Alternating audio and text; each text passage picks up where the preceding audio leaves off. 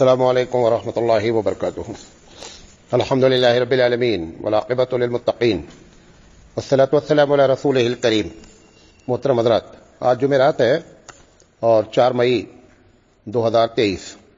سوالات بہت سے آئے ہوئے تھے، بعض سوالات سمجھ میں نہیں آئے، ان کو بھی نہیں شامل کیا گیا ہے، اور بعض سوالات جو ہے وہ بڑے تھے اس لیے بھی شامل نہیں ہو سکے۔ جن لوگوں کے سوالات شامل نہیں ہوئے ہیں وہ انفرادی طور پہ جو ہے وہ سوال پوچھ سکتے ہیں۔ پوچھا گیا ہے کہ ایک واقعہ بیان کیا جاتا ہے مقررین کے ذریعے کہ جو عورتیں بے عمل ہیں اس کی وجہ سے 4 مرد کو جہنم میں اللہ تعالیٰ ڈالے گا۔ یہ حدیث کس کتاب میں ہے؟ یہ من گڑت واقعہ ہے، کوئی ایسی حدیث نہیں ہے۔ اور ویسے بھی بتا دیں، اسلامی پالیسی میں یہ بات ہے کہ کسی کی وجہ سے کوئی آدمی جہنم میں نہیں جاتا ہے۔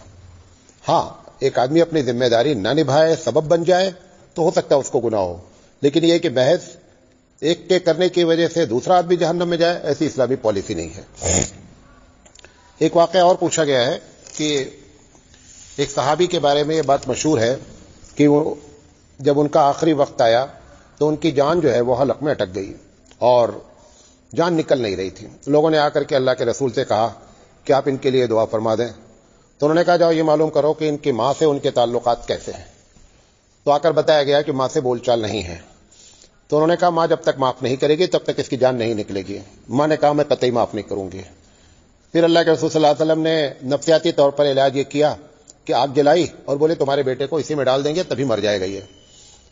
تو اس پر اس عورت نے کہا کہ اچھا میں معاف کر دیتی ہوں۔ یہ پورا واقعہ بیان کیا جاتا ہے، حالانکہ پورا واقعہ من گڑت ہے، کوئی ایسا واقعہ پیش نہیں آیا ہے۔ جو تحقیق ہے کہ اس واقعے کی کوئی حقیقت نہیں۔ میں یہ نہیں کہہ رہا ہوں کہ ماں کی نافرمانی کرے، لیکن جس انداز میں بات کی جا رہی ہے اس انداز میں کوئی صحیح حدیث موجود نہیں ہے۔ ہم لوگ بھی یہ بات بولتے رہتے ہیں، یہ تو آپ سوشل میڈیا کا زمانہ آیا تو لوگ ایک ایک نکال کر پوچھتے ہیں تو تحقیق کرنی پڑتی ہے۔ تقریروں میں ہم لوگ یہ کہتے ہیں کہ قیامت کے دن ایک ایک قبر سے 70 مردے اٹھیں گے۔ ایسی بھی کوئی حدیث نہیں ہے، ایسی بھی کوئی حدیث نہیں ہے۔ ایک صاحب نے ذاتی طور پہ سوال کیا ہے کہ مولانا صاحب آج کل آپ بال لمبے رکھ رہے ہیں، اس کی کوئی خاص وجہ ہے؟ تو میں نے ان کو ذاتی طور پہ جواب دیا تو پھر انہوں نے کہا نہیں آپ گروپ میں جواب دیجیے۔ صحیح بات یہ ہے کہ مجھے لمبے بال پسند نہیں ہیں، یہ ہماری بیوی کو اتنے پسند ہے ان کی وجہ سے ہم رکھتے ہیں۔ مولانا تھانوی رحمۃ اللہ علیہ کا ایک واقعہ ہے۔ اب جیسے کوئی عالم جو ہے وہ ٹی شرٹ جینس اور پہن کر آ جائے تو کیا ہوگا، کتے بھوکنے لگیں گے نا۔ کلر تھا اور وہ ایک عالم کے لیے شوبہ بھی نہیں دیتا تھا۔ تو حضرت نے بیوی کی بات رکھنے کے لیے، اس کے دل کو خوش کرنے کے لیے کہ روز تو یہ ہماری پسند کا پہنتی ہے، اگر ایک دن اس کی پسند کا ہم پہن لے تو پہننا تو ناجائز ہے نہیں، ٹھیک ہے مجھے نہیں پسند ہے۔ تو حضرت نے پہن لیا، اور جب عید کی نماز وہی تھانہ بن میں نماز پڑھاتے تھے، نماز پڑھانے جب گئے تو جب خطبہ دیے نماز پڑھائے تو لوگ ایک دم دنگ۔ اس کے بعد لوگوں نے پوچھ لیا، مولانا کہتے ہیں کہ جب میں پہن کے نکلا تو عجیب کیفیت میری ہو رہی ہے، کیونکہ وہ آدمی کبھی پہنا نہیں ایسا، لیکن بیوی کو خوش کرنے کے لیے انہوں نے کیا کر لیا، پہن لیا۔ تو وہ واقعہ میرے ذہن میں تھا، تو حالانکہ ہر ہفتے میں کہتا ہوں کہ بال چھوٹا کرانے جا رہا ہوں، تو بس وہ کہتی نہیں بہت اچھا لگ رہا ہے، تو اس وجہ سے بال بڑھایا، اور ایسی کوئی بات نہیں ہے۔ مطلب یہ سمجھے کہ کوئی سیزن ہے حدیث میں کہ اس مہینے میں بال بڑا کرو، ایسا کچھ بھی نہیں ہے۔ بہرحال پوچھا ہے صاحب نے کہ 4 چیزیں جب بچہ ماں کے پیٹ میں ہوتا ہے تو لکھ دی جاتی ہیں، اس کا کیا مطلب ہے؟ اس میں رزق ہے، موت ہے، کہاں مرے گا، نیک ہوگا یا بدبخت ہوگا، اس کا مطلب کیا ہے اور یہ کس حدیث پہ ہے؟ یہ بخاری کی حدیث ہے کہ جب بچہ ماں کے پیٹ میں ہوتا ہے تو یہ باتیں لکھ دی جاتی ہیں۔ تو ان کا سوال یہ ہے کہ جب اللہ نے یہ لکھ ہی دیا ہے کہ اس کو اتنا رزق ملے گا اور یہ نیک ہوگا یا برا ہوگا، تو اس بچے کا یا اس آدمی کا کیا قصور ہے؟ یہ تقدیر کا مسئلہ ہے۔ پورے تقدیر کے ایسے جتنے بھی سوالات ہیں اس کا ایک چھوٹا سا جواب ہے۔ ڈاکٹر ایک کینسر کے پیشنٹ کو، مریض کو دیکھتا ہے اور دیکھنے کے بعد یہ کہتا ہے کہ یہ 2 مہینے کا مہمان ہے، 2 مہینے میں یہ مر جائے گا، اور اس کو نہیں بتاتا ہے لیکن اپنی ڈائری میں نوٹ کر لیتا ہے کہ یہ 2 مہینے کا مہمان ہے۔ وہ اتفاق سے 2 مہینے میں مر گیا۔ اب اس کے گھر والوں کو وہ ڈائری لگ گئی اتفاق سے جس میں لکھا ہوا تھا کہ فلاں مریض 2 مہینے میں مر جائے گا۔ اب گھر والوں نے جب ڈائری دیکھی تو پولیس کیس کر سکتے ہیں کہ چونکہ انہوں نے کہا تھا اس لیے مر گیا؟ نہیں، اس نے اپنے ایکسپیرینس اور تجربے کی بنیاد پر یہ کہہ دیا کہ یہ مر جائے گا۔ غلط بھی ہو سکتا تھا، اللہ تعالیٰ جب ایسی باتیں کرتا ہے تو اپنے علم کی بنیاد پر کہ قیامت تک کیا ہونے والا ہے ہم اس دنیا میں اسے معلوم ہے، لہذا اس نے یہ لکھ دیا ہے. اس نے یہ نہیں لکھا ہے کہ تم نیک بنو یا بدبخت بنو، یہ نہیں لکھا ہے اس نے ایسا سمجھ لیجئے کہ پوری فائل زندگی کی کھل گئی ایک آدمی کی.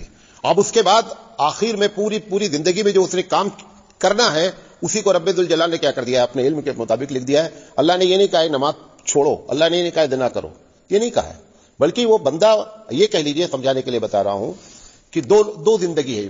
ایک زندگی جو سب سے پہلی زندگی تھی اس کا یہ ری پلے ہے، دوبارہ یہ زندگی ہے. پہلی مرتبہ جب ہم زندہ ہوئے، حدیث میں بھی آتا ہے، قرآن کی بھی آیت ہے کہ الستو بربکم، یہ اس وقت کا واقعہ ہے جب ساری دنیا پیدا کی گئی. حدیث پہ آتا آدم علیہ السلام کے داہنی طرف چونٹی کے مانند مخلوق اور بائیں طرف چونٹی کے مانند مخلوق. داہنی طرف دیکھتے تو خوش ہوتے، بائیں طرف دیکھتے تو روتے. تو داہنی طرف والے جنتی تھے اور بائیں طرف والے کیا تھے، جہنمی تھے. تو سوال یہ ہے کہ جنت اور جہنم کا فیصلہ تو ہو چکا ہے، اب آپ کوشش کر کے کیا کریں گے؟ نہیں، ایسا نہیں ہوا ہے. ہوا یہ ہے کہ پیدا کرنے کے بعد جیسے 3 گھنٹے کی مووی ہے، 3 گھنٹے کی ایک فلم ہے، آپ نے فاسٹ لگا کر کے 3 منٹ میں مووی کو ختم کر دیا، دیکھ لیا پوری مووی. اور دیکھنے کے بعد آپ اپنے بچے کے سامنے کہتے ہیں، جیسے وہ پلے کرتا ہے، آپ بتاتے ہیں کہ اگلا یہ ہونے والا ہے، اگلا یہ ہونے والا ہے. ارے ابا کو کیسے معلوم ہو گیا؟ ابا نے وہ پوری مووی کو 3 منٹ میں دیکھ لیا تھا، یہ اس کو پتا نہیں ہے، اس لیے وہ بتا رہا ہے ابا کہ اب یہ ہونے والا، اب یہ ہونے والا. یہ گولی مارے گا لیکن مرے گا نہیں ہے. وہ بول رہا ہے، اب بچہ دنگ، ارے ابا ہمارے بڑی نالج رکھتے ہیں. نہیں، وہ ابا نے کیا کیا ہے، تیز مووی دیکھ لیا ہے. تو پروردگار عالم نے پوری دنیا کی تیز مووی دیکھ لی کہ ایسا ایسا ہونا ہے، اس کے بعد لکھ دیا کہ یہ ہونے والا ہے. اسی کا نام تقدیر ہے. لوگ سمجھتے ہیں کہ اللہ نے کہا ہے جھوٹ بولو، نہیں، تم جھوٹ بولنے والے تھے، وہ لکھ دیا ہے. بات میری سمجھے؟ یہی معنی ہے کہ کیا کہتے ہیں، یہ جو 4 چیزیں لکھی جاتی ہیں. تو گویا کہ ایک جملے میں جواب کیا ہوا، ڈاکٹر تجربے کی بنیاد پر فیصلہ کیا جس میں صحیح اور غلط دونوں ہونے کے چانس ہیں. اللہ رب العزت کا علم کبھی غلط نہیں ہو سکتا، لہذا اس نے علم کی بنیاد پر فیصلہ کیا ہے. 3 لوگ یعنی گویا کی فیوچر کی باتیں بتاتے ہیں. ایک تو علم والے بتاتے ہیں، ایک تجربے والے بتاتے ہیں، اور ایک مشین بتاتی ہے. دنیا کے علم والا بھی بتائے تو بھی غلط ہونے کے چانس، تجربے کی بنیاد پہ بتائے تو بھی غلط ہونے کے چانس، اور مشین کی بنیاد پہ بتائے تو بھی غلط ہونے کے چانس. تو اللہ کا علم چونکہ سب پر حاوی ہے، لہذا وہ جو کہہ رہا ہے وہ غلط نہیں ہو سکتا. لیکن اس کا یہ مطلب نہیں ہے کہ آپ سے یہ کہا گیا ہے کہ آپ زنا کریں، چوری کریں. اسی سے ملتا جلتا ایک سوال اور آیا ہوا ہے کہ مولانا ایک حدیث ہے جس میں لکھا ہے جف القلم، تقدیر کے بارے میں لمبی حدیث ہے یہ، اور آخر میں اللہ کے رسول صلی اللہ علیہ وسلم نے فرمایا کہ قلم سوکھ چکا ہے. مطلب کیا؟ جو کچھ بھی اللہ کو کرنا تھا سب کیا ہو گیا ہے، ہو چکا ہے. جف القلم کا مطلب یہ ہے، تقدیر میں بھی آپ کو سمجھانے کے لیے کہہ رہا ہوں کہ تقدیر ایک مبرم ہے.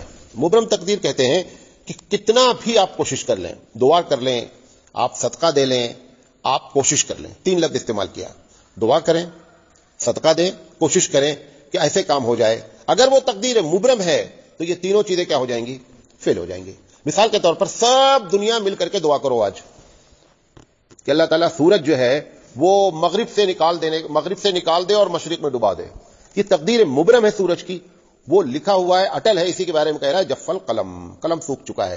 تو ایک تقدیر ایسی ہے جو اللہ نے اپنے نظام دنیا کو چلانے کے لیے اس نے کیا کر رکھا ہے، پہلے دن سے گلیکسی ایسے چلے گی، سورج ایسے چلے گا، زمین کی رفتار یہ ہوگی، اس میں کچھ بھی نہیں ہو سکتا، چاہے دنیا الٹ جائے، ادھر کی ادھر ہو جائے. تو جف القلم سے مراد یہ ہے. پوچھا گیا ہے کہ احرام میں محرم کیا نہیں کر سکتا. لمبی چوڑی بات ہے، اور بہرحال مختصراً یہ ہے